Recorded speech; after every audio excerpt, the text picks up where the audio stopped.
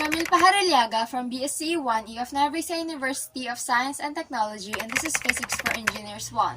And for this video, we're going to talk about the linear momentum.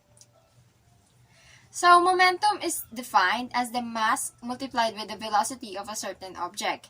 And if this momentum is only one-dimensional, we call it a linear momentum. So, in problem number 3, we have the momentum of a plane flying with a speed of 54.9 meters per second has a magnitude of 3.93 times 10 raised to 4 kilogram per meter per second.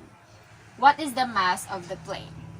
So, what we're asking here is the mass. We have a given of the velocity, which is equivalent to 54.9 meters per second, and a momentum of 3.93 times 10 raised to 4 kilogram times meters per second.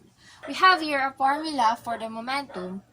P is equivalent to mass times velocity. Since we are looking for the mass, we have to derive this equation, divide both sides by the velocity, and then cancel this, and we will have mass is equivalent to the momentum over the velocity.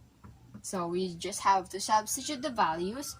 We have 3.93 times 10 raised to 4 kilograms times meters per second over 54.9 meters per second. So our mass will be equivalent to 715.85 kilograms.